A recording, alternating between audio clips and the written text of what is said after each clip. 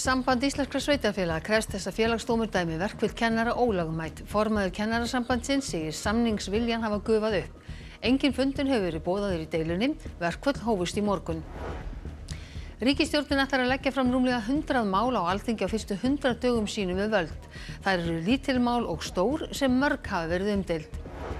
Leiðtogar Evrópusambandsríkjanna lofa kröftugum viðbrögðum ákveði Bandaríkjastjórn að hækka tolla á evrópskar vörur. Donald Trump frestaði síðdegis slíkri hækkun gagnvart Mexíkó. Óveður gengur yfir landið og viðvaranir eru í gildi. Vegum hefur víða verið lokað og fólkið ráðið frá að leggja í langferðir í kvöld. And the Grammy goes to Bach Goldberg Variations, Víkingur Ólafsson. Víkingur Heiðar Ólafsson hlaut sín fyrstu Grammy-verðlaun í gær fyrir flutning sinn á Goldberg tilbrigðum Jóhanns Sebastians Bachs.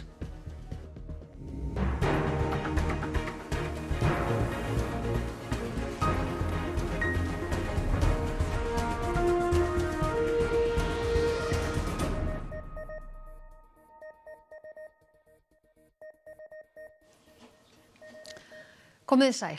Verkfall hófst í morgun í 14 leikskólum og 7 grunnskólum víða land.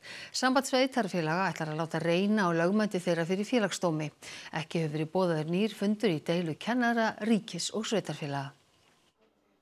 Tómar kennslustofur urðu niðurstaðan eftir helgina. Deilendur reyndu að ná samkomulagi styttri kjarasamning en án árangurs og verkfall því hafin í samtals 21 skóla. Fyrsti dagurinn í verkfalli, hvernig leggst þetta í ykkur? Ég veit það ekki alveg sko. Þetta alveg óþægilegt að ég veit ekki hvað ég á að gera bara. Já, ég er sammála líka bara svona leiðilegt að hitta ekki alla á daginn. Maður bara svona einn heimi á sér, hefur ekkert að gera. Þá var fjölmennt á mörgum vinnustöðum eins og þessar myndir frá Ráðhúsinu á Akureyri sína. Verkfallið er ótímabundið í 14 leikskólum og tímabundið í 7 grunnskólum til loka febrúar. Klukkan er 12 á mánudegi og hér í Garðaskóla í Garðabæ hefur verið meira líf og fjör á þessum tíma. Verkfallið hefur áhrif á 5.000 börn og unglinga allt land. Bara svona upp á menntunina, við náum ekki að klára allt og eitthvað. Já, erfitt að vera í 10. bekk og þá erum við alveg að missa upp úr einhverju. Og já, þetta er alveg stressandi, Samband íslenskra sveitarfélaga hefur ákveðið að reyna á verkfallsaðgerðirnar fyrir Félagsdómi vegna þess að þær taki ekki til allra starfsmanna stéttarfélags hjá sama sveitarfélagi. Við lítum á það sem þannig að hvert sveitarfélag er eins og eitt fyrirtæki og við teljum það ekki lögmætt og í rauninni brjóta á réttindum barna, mismuna börnum innan sveitarfélags ef það eru bara sum börn sem að fá ekki að fara í skólan sinn. Við teljum okkur hafa undirbúið okkar verkfall vel og farið að öllum lögum.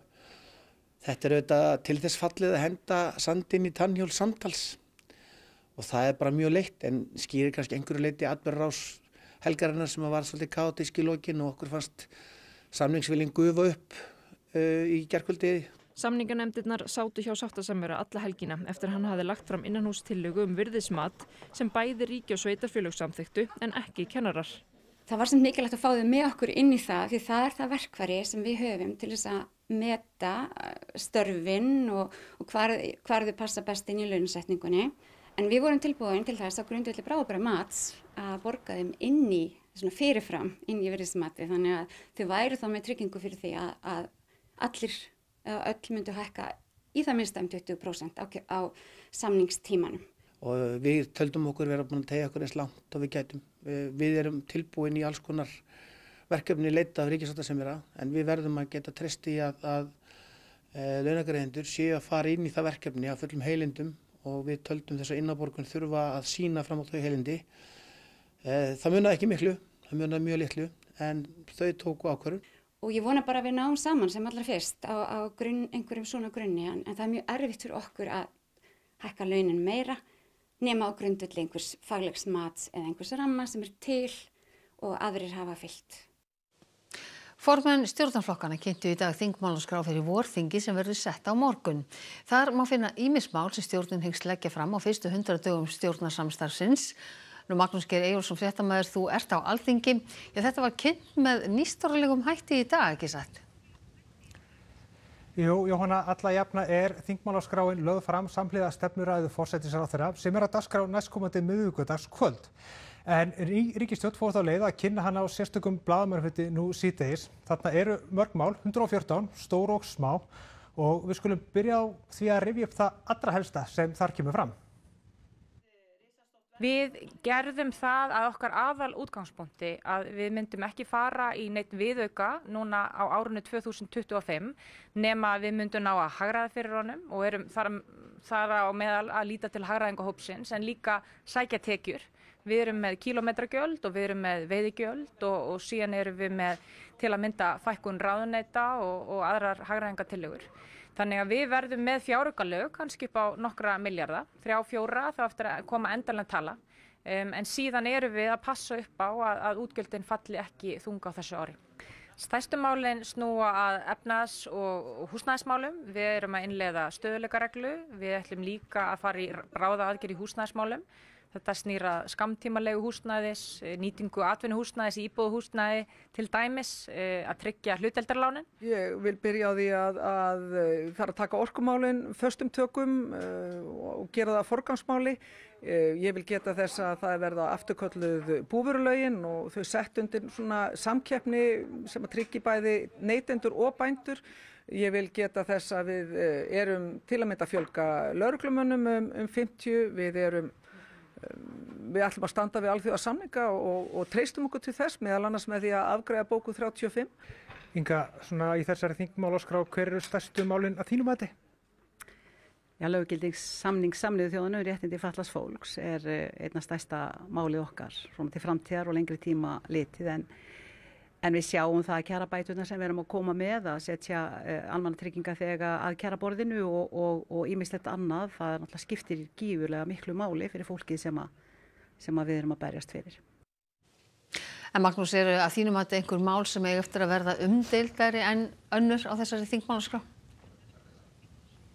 Ég hugsa ná að mörg þessara mála eiga tiltölulega greiða leið gegnum þingið. Nokkur þeirra koma til að mynda frá fyrir ríkisstjórn, ég nefndi sem dæmi kílómetragjöld og svo hlutdeildarlán.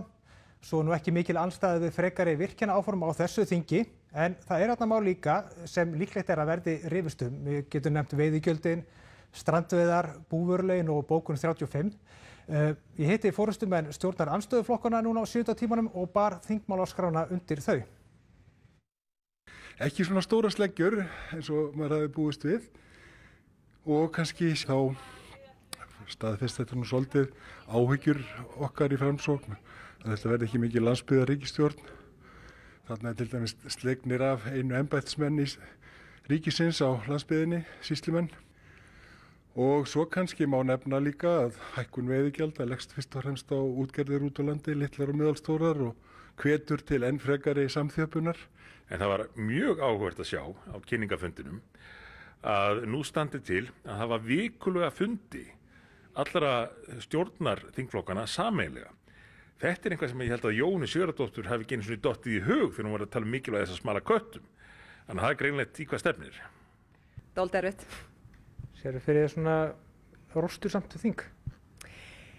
Það verður bara að koma í ljós og ég held að það fari bara mikið eftir því bara hvernig þau sömuleiðis koma inn í þingið og hvernig svona samstarfsvilji verður á milli flokka, milli bæði ríkisstjórnar og stjórnarandstöðu og svo stemmingin auðvitað í hvorum hópu fyrir sig. Það verður bara áhugavert að fylgjast með því en við verðum hér eftir sem hingað til bara uppbyggilega en erfið það sem okkur þykir það mikilvægt. Við munum spyrna við fótum þar sem við teljum að ríkisstjórnin sé að fara út af, ekki spurning. En fyrst og fremst stendur það upp úr að mínu mati að nú eigi að hafa flokk fólksins í gjörgæslu og kalla það á fundi vikulega til að halda þeim á réttri línu. Donald Trump Bandaríkjaforseti ákvað í dag að fresta að hækka tolla á vörur frá Mexíkó eins og hann hafði boðað. Hækkunin gagnvart Kanada og að taka gildi í kvöld og fastlega er búist við álíka aðgerðum gagnvart aðildarríkjum Evrópusambandsins. Leiðtogar þar vara við tollastríði en lofa kröftugum viðbrögðum gagnvart bandarískum vörum.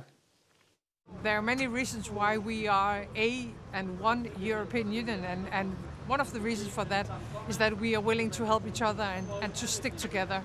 And I will never support the idea of fighting allies, but of course if the US puts tough tariffs on Europe, we need a collective and robust response.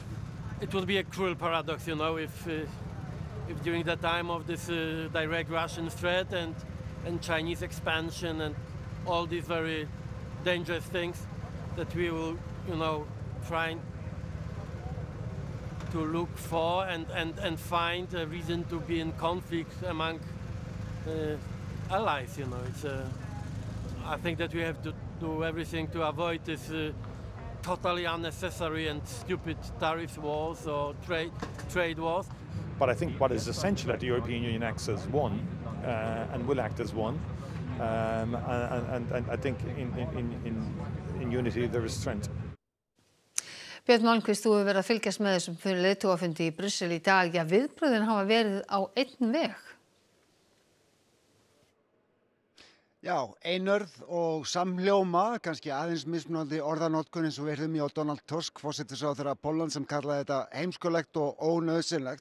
En leiðtogar ESB-ríkjanna eru hérna í Brussel á fundi, óformlegum leiðtogafundi sem var boðað til að ræða varnar- og öryggismál, til að svona hvernig Evrópuríkin getur aukið sinn sameiginlega slagkraft í að svona bæta varnargetu og fælingamátt, og þetta í kjölfar innrásar Rússa í Úkraínu fyrir tæpum 3 árum síðan. Þetta er auðvitað risastórt og metið sem mjög aðkallandi verkefni hérna í Evrópu, en komandi viðskiptastríð við Bandaríkin hefur auðvitað verið rætt á þessum leiðtogafundi og var á allra vörum í morgun þegar fjölmiðlar voru að ræða við leiðtogana. Við höfum ekki ennþá heyrt frá Hvíta húsinu skilaboð hvað varðar Evrópusambandið, en miðað við það sem að Donald Trump Bandaríkjaforseti sagði við fréttamenn í Washington í gærkvöld, þá er þetta ekki spurning hvort, heldur hvenær. Well, we're going to see what happens. It'll happen, but we'll see how things work out. It might happen with them, but it will definitely happen with the European Union. I can tell you that, because they've really taken advantage of us. And we have over a $300 billion deficit. They don't take our cars, they don't take our farm products, they take almost nothing. And we take everything from them, millions of cars, tremendous amounts of food and farm products. Sagði Donald Trump Bandaríkjaforseti í gærkvöld. Við bíðum að sjálfsögðu hér í Brussel eftir fréttum að vestan og fylgjumst áfram með bæði hérna í Brussel sem og heima. Það verður blaðamannafundir hér í byggingu leiðtogaráðsins eftir það bil 2 klukkutíma og við segjum nánar frá þessu í fréttum sjónvarps klukkan 10 í kvöld. Takk fyrir þetta, Björn Malmquist í Brussel, og við fylgjumst náið með þessu. En við förum hins vegar aftur hingað heim. Vonskuveður er víða land og gular og appelsínugular viðvaranir eru í gildi. Vegum hefur víða verið lokað og snjóflóðahætta er í Súðavíkurhlíð og aurskriða mengar neysluvatn á Djúpavogi. Á Norðurlandi fer veður versnandi. Ágúst Ólafsson okkar maður í Eyjafirðinum. Já, hvernig er veðrið núna? Já, Jóhanna, það hefur farið að hvessa hér í innanverðum Eyjafirði bara núna, síðasta hálftíma kannski eða svo. Það var ágætis veður hér fram eftir degi. Það er miklu verra veður hér út með firði. Víst á Tröllaskálanum, þar sjáum við vindhviður alveg upp í 40 metra á sekúndu. En veðrið á Austurlandi var langverst í morgun og fram eftir degi. Og Rúnar Snær Reynisson, okkar fréttamaður á Austurlandi, var á ferðinni þar í dag. Þegar við nálgumst Djúpavog blasa við leifarnar af aur- og krapaspíónum sem féllu úr Búlandstindi helgina. Þær fóru yfir veginn á 80 metra kafla og komu líka niður inni í Búlandsdal og hreyfðu við gamla vatnsbólinu. Neysluvatn á Djúpavogi er því gruggugt og í dag voru íbúar varaðir við. Ráðlegast er að sjóða vatnið þangað til gerlasýni hafa verið greind. Í Fáskrúðsfirði sjást skemmdir í veginum eftir vatnselg, en sá elgur á það til að naga vegkanta, sérstaklega þar sem engin ræsi eru og vatnið kemst ekki undir veginn. Og inni í bænum er ljóst að mikið vatn þarf að komast til sjávar. Já, nú er 5 til 10 stiga hiti á Austurlandi og mikill vindur og við þessar aðstæður bráðnar snjórinn hratt. Og hér á Fáskrúðsfirði eru lækirnir sem renna í gegnum bæinn orðnir ansi bólgnir. En hér hefur líka verið mikill vindur og sterkar hviður ganga yfir bæinn og björgunarsveitin Geisli hefur þurft að fara í útköll. Við rekumst á björgunarsveitamenn sem eru nýkomnir til hjálpar. Þakplötur losnuðu af húsi en þeim var stungið á öruggan stað. Skömmu áður þurftu þeir að rjúka niður að smábátabryggjunni þar sem björgunarbáturinn liggur. Einn armur úr bryggjunni brotnaði og báturinn losnaði og þurfti að sigla með bryggjuarminn í örugt skjól. Miklar hviður gengu yfir og stundum var varla stætt í dag. Á Hólmahálsi á milli Reyðarfjarðar og Eskifjarðar runnu lækirnir upp í móti Vindurinn hrifsaði vatnið úr fossónum. Á Reyðarfirði runnu lækir eftir götunum en verulega dró úr úrkomu á Austurlandi undir kvöld. Já, og svona var þetta á Austurlandi. Á Vestfjörðum var mikil úrkoma og líka á Norðvesturlandi og þar er mjög hvasst og það spáir miklu vindi hér á Norðausturlandi eða hér á Tröllaskaganum og austur eftir Norðurlandinu í nótt. Þannig hjá með Jóhannes Sigfússon, aðstoðaryfirlögregluþjónn. Jóhannes, hjá verkefnin ykkar í dag hjá almannavörnum, hver hafa þau verið?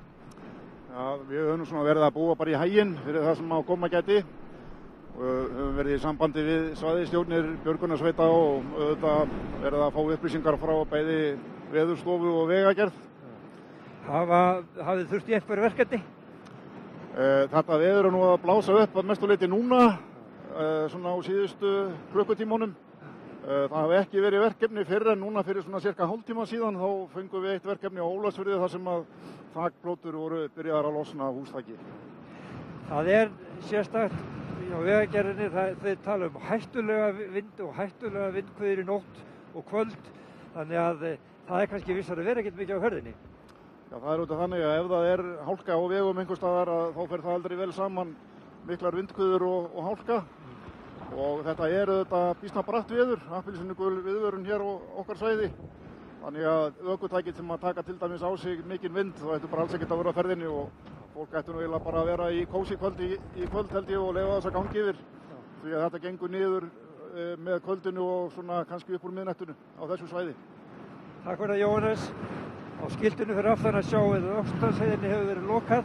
Það er búið að loka Holtavörðuheiði og fleiri vegum og já, eins og segir ekkert vera á ferðinni mikið í kvöld og nótt og við kveðjum bara héðan úr rokinu. Takk fyrir þetta Ágúst Ólafsson í Eyjafirði og best að halda sig innandyra við þessar aðstæður. Víkingur Heiðar Ólafsson fékk Grammy-verðlaun í gærkvöld í flokki klassískra einleikshljóðfæraleikara fyrir plötu þar sem hann leikur Goldberg-tilbrigði Jóhann Sebastian Bachs. And the Grammy goes to Bach Goldberg Variations, Víkingur Ólafsson.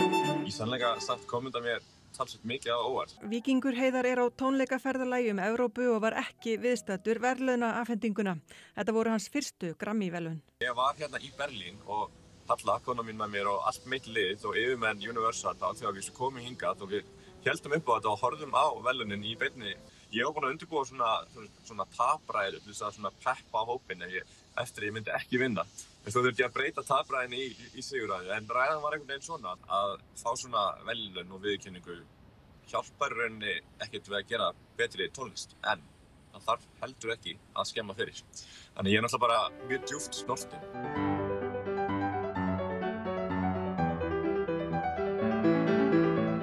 Víkingur Heiðar fór allan heim og flutti Goldberg tilbrigði Bachs, alls 96 sinnum. En ég spilaði aldrei eins.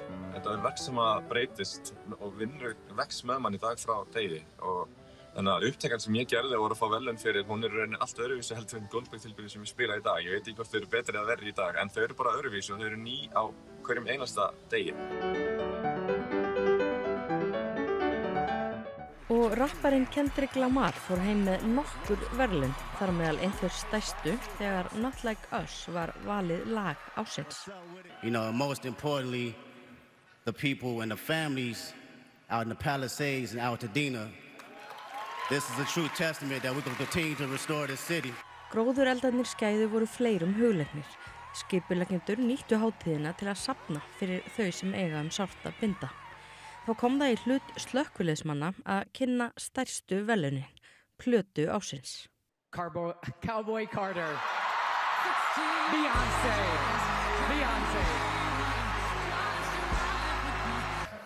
I just feel very full and very honored. It's been many, many years. Beyoncé hefur 5 sinnum verið tilnefnd fyrir plötu ársins. Hún hefur raunar verið tilnefnd oftast allra til Grammy-verðlauna 99 sinnum og fengið flest verðlaun eða 35 stykki. Baldvin, hvað ætlið þið að bjóða upp á í Kastljósi kvöldsins? Ég ætla nú til dæmis að heyra aðeins meira í honum Víkingi Heiðari sem við vorum nú að sjá hérna í fréttunum. Skemmtilegt viðtal sem var tekið við hann. Við ætlum að kynnast íslenskri hryllingsmynd sem nýkomin út, en það svona pólitíkin sem allsráðandi í þessari viku og kannski rétt að taka það fram að við ætlum að fá Kristrúnu Frostadóttur forsætisráðherra til okkar á morgun, svona eftir að það búið að setja þingið. En í kvöld það hins vegar Guðlaugur Þór Þórðarson. Það margir sem að velta fyrir sér hvort að hann ætli að bjóði sig fram til formanns embættis í Sjálfstæðisflokknum og við fáum svar við því hérna rétt á eftir. Við missum ekki að Kastljósinu þegar þessar fréttir ber upp á. Takk fyrir þetta Baldvin, en við lítum til veðurs. Í kvöld og fram á nótt eru í gildi gular og appelsínugular viðvaranir vegna vinds og hríðaveðurs, einkum norðanvert landið. Á morgun verða suðvestan og sunnan 10 til 18 metrar á sekúndu og éljagangur, en yfirleitt þurrt og bjart norðaustan til. Hiti verður eða rétt undir frostmarki, heldur hægari vindur yfir hádaginn en hvessir aftur annað kvöld. En Kristín Hermannsdóttir veðurfræðingur, hún fer nánar yfir horfur næstu daga að loknum íþróttafréttum sem Þorkell Gunnar Sigurbjörnsson sér í kvöld. Danir fengu góðar móttökur í Kaupmannahöfn eftir að hafa orðið heimsmeistarar í handbolta í gær. Silfurlið Króata fékk ekki síðri móttökur í Zagreb. Tindastóll hafði betur í toppslagnum við Stjörnuna á Íslandsmóti karla í körfubolta. Mál Luis Rubiales, fyrrverandi forseta spænska knattspyrnusambandsins, hófst fyrir dómstólum í Madrid í dag, en hann ákærður fyrir kynferðislega áreitni við verðlaunaafhendingu HM. Þetta og fleira í íþróttum hér eftir fréttir. Og við ætlum að rifja upp helstu atriði fréttatímans áður við kveðjum ykkur. Samband íslenskra sveitarfélaga krefst þess að Félagsdómur dæmi verkföll kennara ólögmæt. Formaður Kennarasambandsins segir samningsviljann hafa gufað upp. Enginn fundur hefur verið boðaður í deilunni. Verkföll hófust í morgun. Ríkisstjórnin ætlar að leggja fram rúmlega 100 mál á Alþingi á fyrstu 100 dögum sínum við völd. Þar eru lítil mál og stór mál sem mörg hafa verið umdeild. Leiðtogar Evrópusambandsríkjanna lofa kröftugum viðbrögðum ákveði Bandaríkjastjórn að hækka tolla á evrópskar vörur. Donald Trump frestaði síðdegis slíkri hækkun gagnvart Mexíkó. Óveður gengur yfir landið og viðvaranir eru í gildi. Fjallvegir lokast víða með kvöldinu og fólki er ráðið frá að leggja í langferðir í kvöld. And the Grammy goes to Bach Goldberg Variations, Vinkingur Olafsson. Víkingur Heiðar Ólafsson hlaut sín fyrstu Grammy-verðlaun í gær fyrir flutning sinn á Goldberg tilbrigðum Jóhanns Sebastians Bachs. Þessum fréttatíma er að ljúka og nú er komið að íþróttum og veðri og svo er það Kastljós. Næstu fréttatímar eru í útvarpi og sjónvarpi klukkan 10 í kvöld og nýjustu fréttir má alltaf finna inn á ruv.is. En við á fréttastofunni, við ætlum að segja þetta gott að sinni, verið sæl.